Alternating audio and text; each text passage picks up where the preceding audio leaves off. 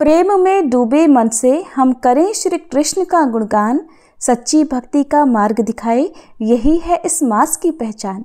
हरे कृष्णा। आप सभी का दिन शुभ और मंगलमय हो। इससे पहले की कथाएं सुनने के लिए आप सभी का बहुत बहुत आभार। आज सुनिए कार्तिक मास महात्म्य में आगे की कथा। दीपावली को दीपमालिका के महत्व और महालक्ष्मी जी के पूजन की विधि ध्यान पूर्वक सुनने के बाद महाराज पृथु ने नारद जी से विनती की कि हे देवर्षि, अब आप अन्नकूट और गोवर्धन का महात्म्य सुनाने की कृपा कीजिए। तब देवर्षि कहने लगे, दीपावली के अगले दिन कार्तिक शुक्ल प्रतिपदा को गोवर्धन पूजा और अन्नकूट होता है और इस दिन पृथ्वी पर गोबर का गोवर्धन बनाकर उसका पूजन करें और अन्नकूट बनाएं। ब्राह्मणों को भोजन कराने के बाद स्वयं भोजन करें। गऊ और बैल का भी पूजन करना चाहिए। दिन के तीसरे पहर में मार्गपालिका बांधे। इस दिन जवाई का भी पूजन होता है। जवाई अर्थात दामाद को घर पर बुलाकर उनका आदर सत्कार और पूजन भी करना चाहिए।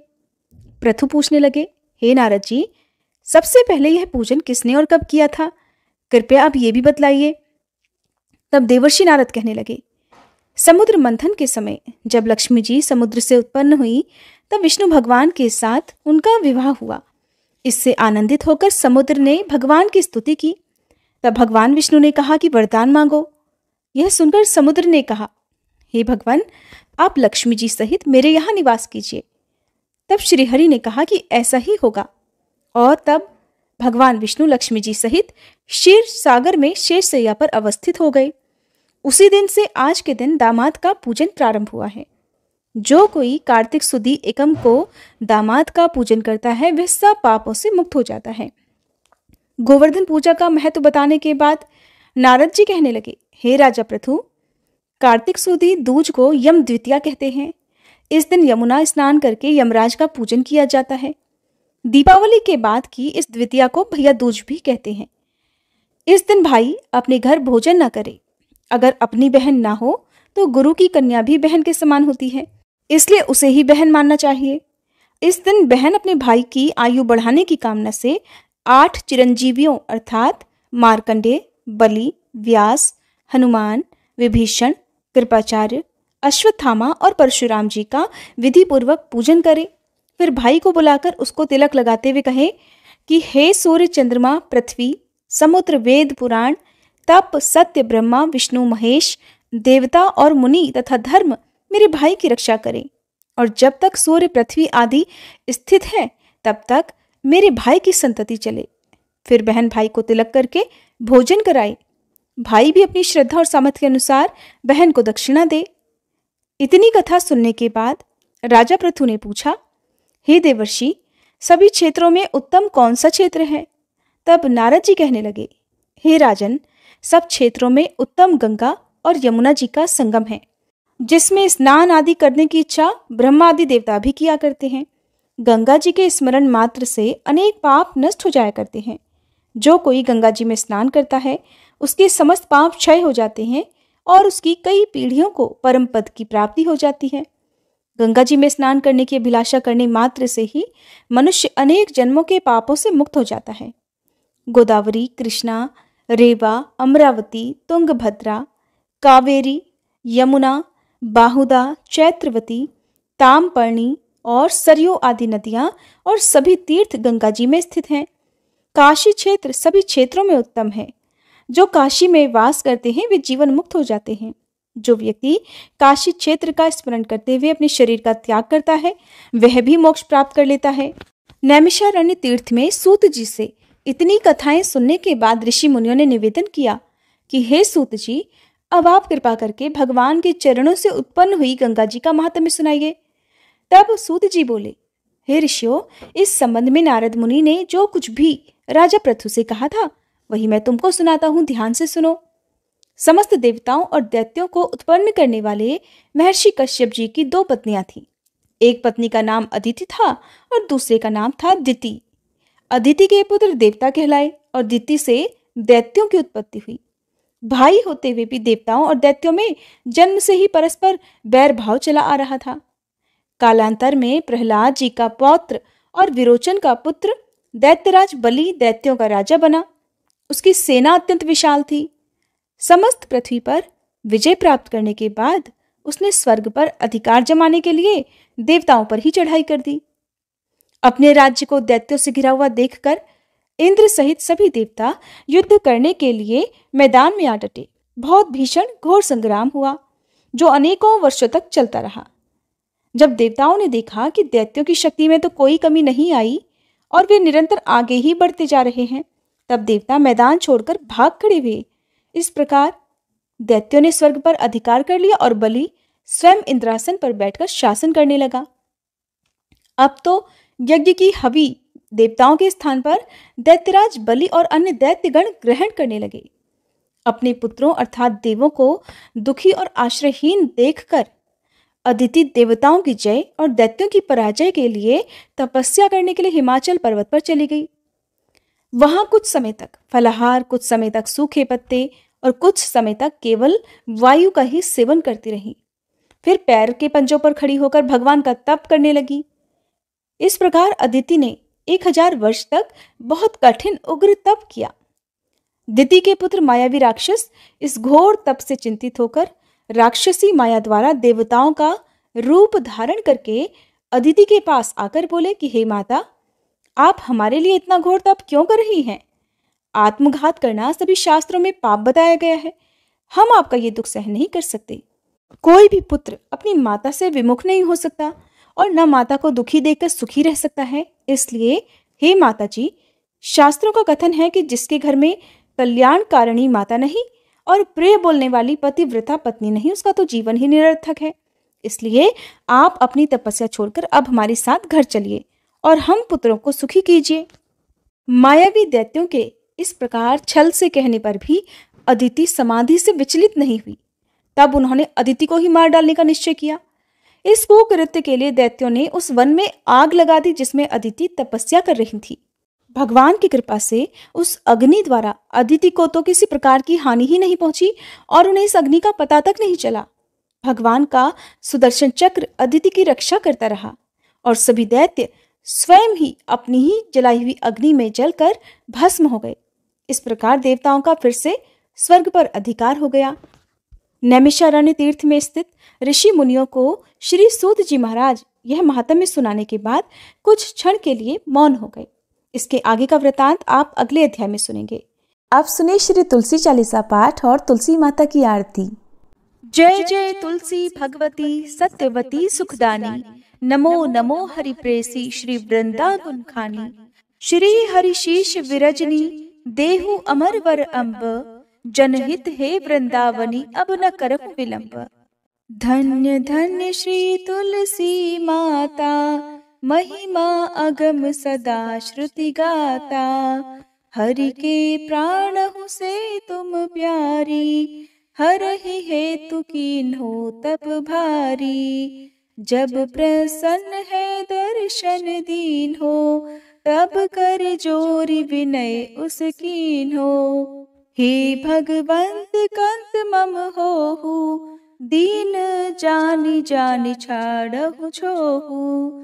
सुनी लक्ष्मी तुलसी की बानी, दीन हो श्राप कध पर आनी। उस अयोग्य वर मांगन हारी, हो बिटप तुम जड़ तनुधारी। सुनि तुलसी ही श्रव्योत ही ठामा, करहु वास तुहु नीचन धामा। दियो वचन हरि तब तत्काला, सुनहु सुमुखी जानी होहु बिहाला। समय पाई ब्योहरो पाति तोरा, पूजहि आस वचन सत मोरा। तब गोकुल मह गोप सुदामा, तासु भई तुलसी तू बामा।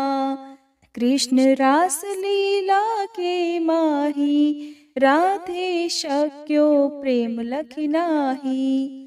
दियो श्राप तुलसी तत्काला, नर लोक ही तुम जन्महु बाला। यो गोप वह दानव राजा, शंख चूर्ण नामक शिर ताजा। तुलसी भई तासु की नारी, परम सती गुण रूप अगारी। अस द्वै कल्प बीत जब गयहु, कल्प तृतीय जन्म तब भयहु। वृंदा नाम भयो तुलसी को, असुर जलंधर नाम पति को। कर अति द्वंद अतुल बल धामा, कीन्हा शंकर से संग्रामा। जब निज सैन्य सहित शिव हारे, मरहि न तब हर हर ही पुकारे। पतिव्रता वृंदाती नारी, को न सके पति ही संहारी। तब जलंधर ही भेष बनाई, वृंदा ढिग हरि पहुँचो जाई। शिव हित लहि करि कपट प्रसंगा, कियो सतीत्व धर्म तो ही भंगा।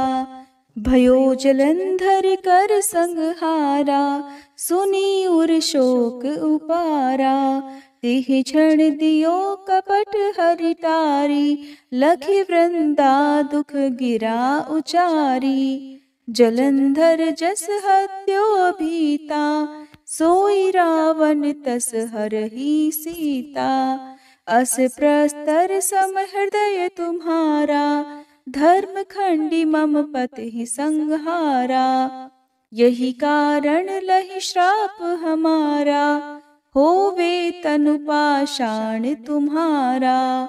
सुनि हरि तुरत ही वचन उचारे, दियो श्राप बिना विचारे।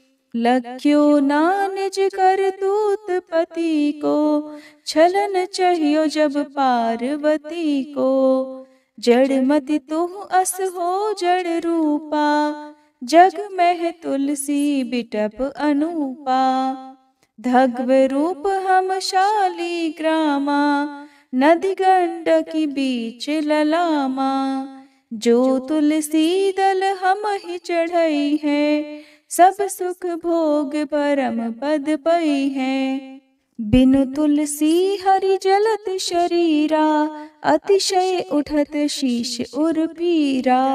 जो तुलसी दल हरि शिर धारत, सो सहस्त्र घट अमृत डारत। तुलसी हरि मन रंजनिहारी, रोग दोष दुख भंजनिहारी। प्रेम सहित हरि भजन निरंतर, तुलसी राधा में नाही अंतर। व्यंजन हो 56 प्रकारा, बिन तुलसी दल ना हरहि प्यारा। सकल तीर्थ तुलसी तर छाही, लहत मुक्ति जन संशय नाही। कवि सुंदर एक हरि गुण गावत, तुलसी निकट सहस गुण पावत। बसत निकट दुर्वासा धामा, जो प्रयास ते पूर्व ललामा। पाठ करहि जो नित नर नारी, हो ही सुख भाषहि त्रिपुरारी। तुलसी चालीसा पढ़ी तुलसी तरु गृहधारी, दीप दान करी पुत्र फल पावहि बंध्यहु नारी।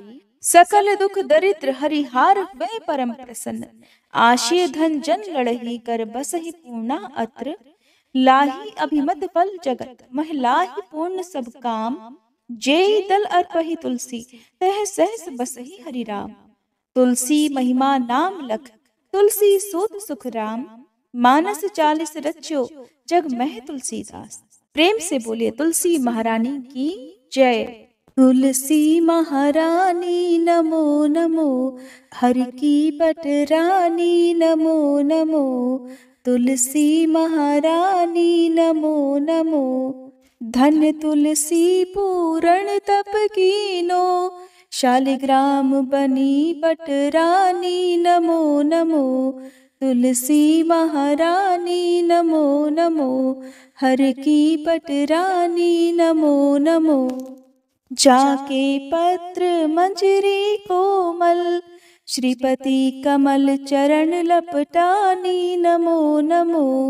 तुलसी महारानी नमो नमो, हरि की पटरानी नमो नमो। कौन महीने बोई रानी तुलसा, कौन महीने हुई हरियाली। नमो नमो तुलसी महारानी, नमो नमो हर की पटरानी। नमो नमो कौन महीने हुई तेरी पूजा, कौन महीने हुई पटरानी। नमो नमो तुलसी महारानी, नमो नमो। आषाढ़ मास में बोई रानी तुलसा, सावन महीने हुई हरियाली। नमो नमो तुलसी महारानी, नमो नमो हरि की पटरानी। नमो नमो कार्तिक मास में हुई तेरी पूजा, मंगसिर मास हुई पटरानी। नमो नमो तुलसी महारानी, नमो नमो हर की पटरानी। नमो नमो धूप दीप नैवेद्य आरती, पुष्पन की वर्षा बरसानी। नमो नमो तुलसी महारानी, नमो नमो हर की पटरानी। नमो नमो 56 भोग 3600 व्यंजन, बिन तुलसी हरि एक न मानी। नमो नमो तुलसी महारानी, नमो नमो हरि की पटरानी। नमो नमो जो तुलसी को सवेरे गाए, श्री कृष्ण के दर्शन पाए। नमो नमो तुलसी महारानी, नमो नमो हर की पटरानी। नमो नमो जो तुलसी को दोपहर गाए, खीर खांड का भोग लगाए। नमो नमो तुलसी महारानी, नमो नमो हर की पटरानी। नमो नमो जो तुलसी को सांझ को गाए, श्री कृष्ण की आरती उतारे। नमो नमो तुलसी महारानी, नमो नमो हर की पटरानी। नमो नमो जो तुलसी को रात को गाए, श्री कृष्ण के चरण दबाए। नमो नमो तुलसी महारानी, नमो नमो हर की पटरानी। नमो नमो सब सखी मैया तेरो यश गावे, भक्ति दान दी जय महारानी। नमो नमो तुलसी महारानी, नमो नमो हर की पटरानी। नमो नमो तुलसी महारानी, नमो नमो